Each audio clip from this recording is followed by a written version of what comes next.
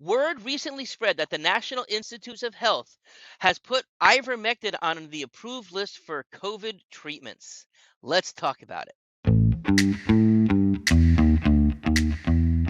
Hey, everybody, it's Dr. David. So, once again, news spreads like wildfire. And false information seems to do that very well in terms of because of how people share things on social media, etc.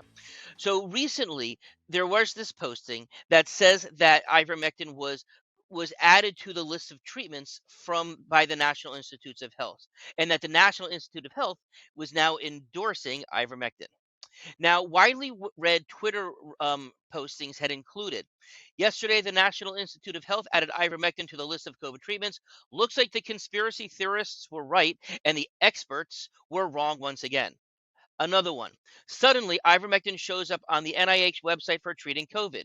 After years of denial, blocking, interference, vilification, running social media accounts, killing people, etc., they silently add it to their antiviral protocol.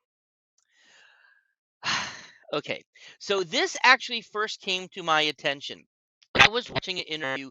Actually, the website, pardon me, not the website. It was the YouTube channel for Russel Brand, the comedian actor who is also an activist when it comes to advocating for mental health conditions and drug rehab. He has almost 6 million subscribers on his YouTube channel.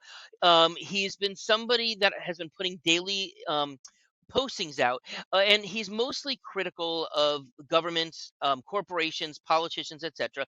But I have found over the time in listening to him that he is pretty bipartisan in his attacks. He's not leaning in any one direction. Of course, people who disagree with him will say he's going the other direction. But I've heard him enough that really he's just trying to call out things as he sees it.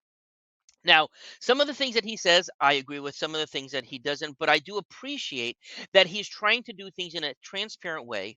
He's trying to do things in a non-hateful way, and he also seems to be respectful of the views of others. And he does back up most of his statements from quoting media or certain agencies and studies, etc. Now, I was really, really disappointed when on his YouTube platform that he started sharing this information inaccurately with his viewers. He insinuated that the National Institute of Health change was done in a stealth manner and quickly showed what appeared to be the National Institute of Health website showing ivermectin as a COVID treatment.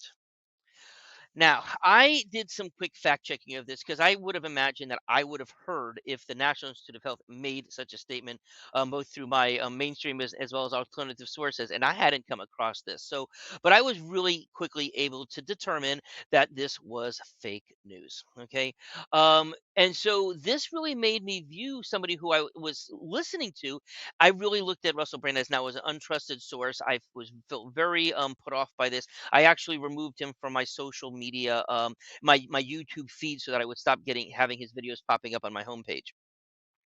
So now, what is happening in the reality? So the National Institutes of Health provide information on antiviral therapies that are being evaluated or have been evaluated as possible treatments for COVID. Ivermectin has been on their website for a long time, as long as I can remember. And in looking at it, there's been no changes to their site. I even know people who went through the Wayback Machine to go back in time to see if there were any changes, and there was actually no changes whatsoever. What it basically goes on is to say is the following: the panel recommends against the use of ivermectin for the treatment of COVID-19, except in clinical trials.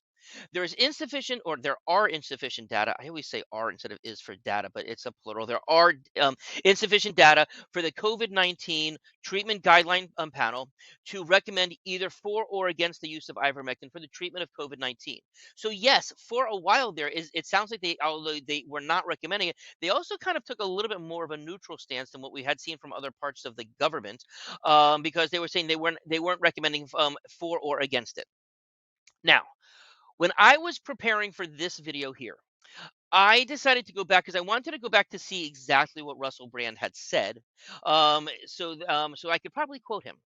And interestingly, I found a follow-up video since I wasn't getting the feed anymore, and with a subject line saying, "I was wrong."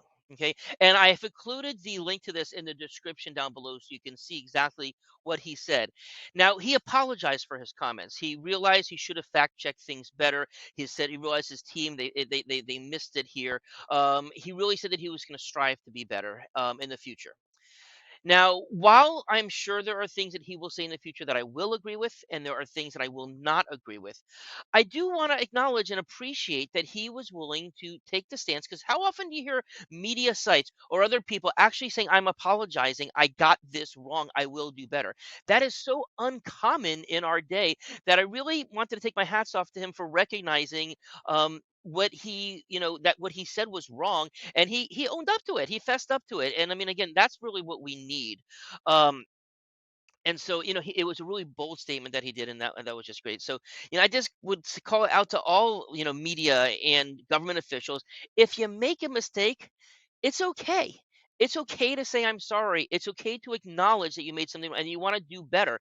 You know what? You'll get a lot more respect that way. I actually, and I never read the comments on Russell on anybody's videos, but I just figured I would take a look to see what people were commenting about this video, and it was pretty universal of a similar type of thing where people were asking, acknowledging that he made a mistake, but also the fact that he fessed up to it. So hats off to you, Russell Brand, for at least coming around to realizing and not just trying to wash it away or something like that. So certainly, if there are errors that I find down the line, I will certainly do the same and appreciate the example that he set. So thanks everybody for listening. Again, if please join us on our social media platforms, subscribe to this YouTube channel, hit the notification button whenever, so that way you can get notified whenever we put something up so you can watch it in a timely fashion. Have a great day. If you like what you've been seeing, please hit the subscribe button.